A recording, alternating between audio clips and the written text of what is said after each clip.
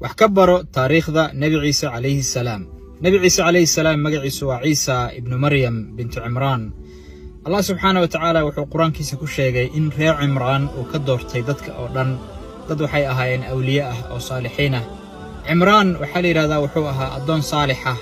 وحو إمام أها أو تتنشري ريبني إسرائيل حلقي نبي زكريا عليه السلام. عمران وحو قبي قبر لي رادا حنا مركي أي قاضي أورك مريم أيا وحي نذر كوغا الشيء إن هدي ويل ودشو ويلكاس أي أهبين دونتو خدمة قرق الله سبحانه وتعالى. لكن مركي أي دشي أي وحي أركت إني قبر دشي قبر دي وحا لغو مقعاوي مريم مادام نذركي أي قشي كما أيسان بحن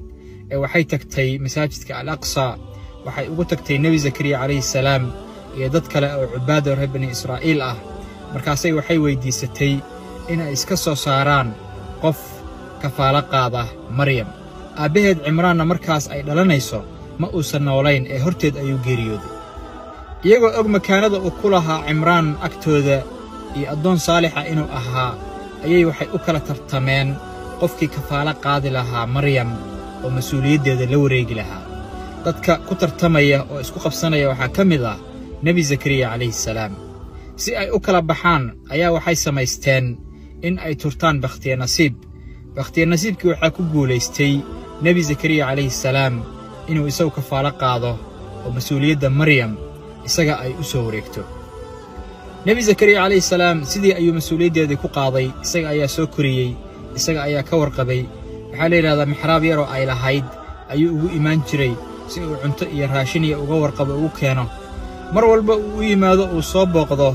wuxuu agteeda ka heli jiray miro iyo fawaakih waqtigii loogu talagalay aanan gaarin markaasuu weydiiyay wuxuu oran jiray maryam ayaa ku keenay mirahan markaasay waxay oran jirtay Allah subhanahu wa ta'ala xaqiisa ayay ka yimaadeen. maryam muddo markii ay ka soo wareegtay ayaa waxa la yiri maalin maalmaha kamid ah waxay damacday inay ka soo qubaysato dhiig caado ah meel waxay tagtay xoogaa durugsan meeshii markii ay tagtay ayaa waxa u yimid malaku jibriil oo iska soo dhigay qof bini aadan ah markaasay markay aragtay bay ku naxday markaasay waxay ku tiri ilaahay ayaan ka magan galay hadii aad tahay mid Allah subhanahu wa ta'ala ka cabsanaya. malaku jibriil alayhi salaam uu dajiyay wuxuu yiri waxaan ahay rasuul iyo messenger Allah subhanahu wa ta'ala xaqiisa ka socda oo u socda inuu ku hibeeyo wiil daahir ah oo naqi ah oo saalix ah markaasay intay yaabtay waxay tiri seebuu wiil aniga iigu dhalanaya anigoon la iqabin kana mid ahayn dumarka jirkooda ibsada. malaku jibriil wuxuu ugu jawaabay Allah subhanahu wa ta'ala wax walba way u fudud yihiin wuxuuna wiilkaas Allah subhanahu wa ta'ala dadka uga dhigi doonaa naxariis iyo calaamad iyo mucjizo. markaas waxa la yiraahdaa maradeeda geeskeeda ayuu neef yar kaga afuufay neeftiiba waxay tagtay riximkeeda saas ayay ku qaaday nabi ciise alayhi salaam uurkiisii. maryam waa ay soo tagtay waxay ku soo noqotay mixraabkeedii muddo ayaa ka soo wareegtay waxa ka soo muuqday calaamadihii uurka caloosheedii baa xogaa soo weynaatay nin ay ilmo adeer ahaayeen oo la oran jiray Yusuf an-Najjar oo markaa masaajidka joogay ayaa arkay oo dareemay markaasuu intuu u tagay buu wuxuu weydiiyay su'aal sarbeeba wuxuu ku yiri maryamay geed ma soo bixi karaa iyadoon miro dhulka la gelin oo aan la beerin markaasay waxay tiri haa oo geedkii u horeeyayba yaa soo saaray markaasuu haddana xoogaa uu soo dhaadhacay wuxuu ku yiri maryanay ilmo ma dhalan karaa nin la'aan iyadoon laba qof aysan isku tagin ilmo caruura uur ma geli karaayo ma dhalan karaa markaasay waxay tiri haa wuu dhalan karaa oo waxaaba saa ku dhashay nabi aadam alayhi salaam oo iyana ma lahayn aabana ma lahayn markaasuu toos u weydiiyay wuxuu yiri uurkan muxuu yahay xagee waad ka keentay ilmahan. Yusuf wuxuu ahaa nin taqi ah oo caabida Allah subhanahu wa ta'ala qudradiisa aaminsan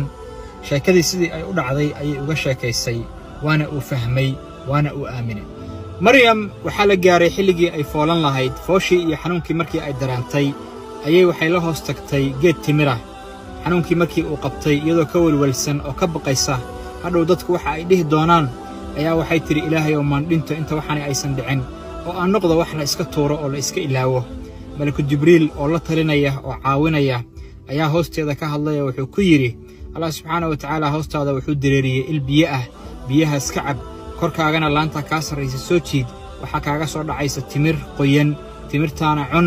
ilmahaagana ku indhaboogso magaalada markii aad tagtid dadka waxba ha la hadlina waxaad ku tidhaahdaa allah subxaanahu wa tacaala ayaan u soomay mana hadli doona maanta ee la hadla wiilkayga la hadla markay reer bani israa'iil ula timid ayay ku inkireenoo waxay yidhaahdeen maryane waxaad noola timid